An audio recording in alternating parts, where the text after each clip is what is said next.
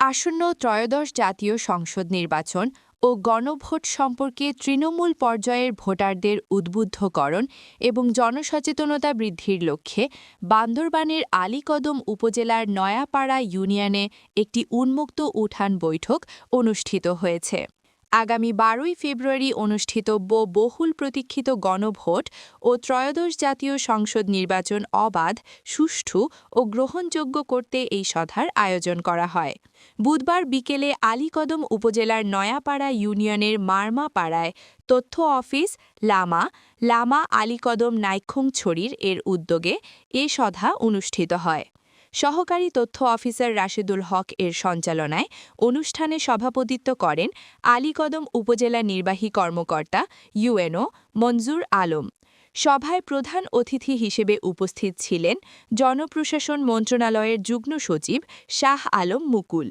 বিশেষ অতিথি হিসেবে ছিলেন মোহাম্মদ আবদুল্লাহ আল মাহমুদ, উপসচিব, জনপ্রশাসন মন্ত্রণালয়, আলমগীর হোসেন, ভারপ্রাপ্ত কর্মকর্তা, আলীকদম থানা, কফিল উদ্দিন, চেয়ারম্যান, নয়াপাড়া ইউনিয়ন পরিষদ। এছাড়াও সাংবাদিকসহ এলাকার গণ্যমান্য ব্যক্তিবর্গ উপস্থিত ছিলেন।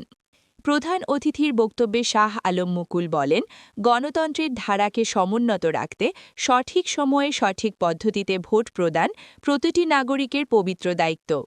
আসন্ন 12ই ফেব্রুয়ারি অনুষ্ঠিতব্য বহুল প্রতীক্ষিত গণভোট ও ত্রয়োদশ জাতীয় সংসদ নির্বাচনে ভোটাররা যাতে নির্ভয়ে এবং উৎসবমুখর পরিবেশে কেন্দ্রে গিয়ে তাদের ভোটাধিকার প্রয়োগ করতে পারেন, সেই বিষয়টি প্রশাসন নিশ্চিত করবে। তিনি ব্যালট পেপারের মাধ্যমে ভোট প্রদানের নিয়মকানুন, গণভোটের প্রক্রিয়া, নির্বাচন পূর্ব প্রস্তুতি ও নির্বাচনী আচারবিধি সম্পর্কে বিস্তারিত দিক নির্দেশনা প্রদান করেন।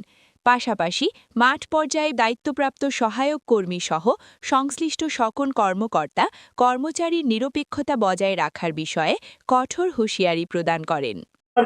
গাড়ি আছে, ওই গাড়িটা আজকে আমাদের আলীকদমে শিডিউল ছিল, আমাদের আলীকদম বাজারে এটার প্রদর্শনীয় ছিল।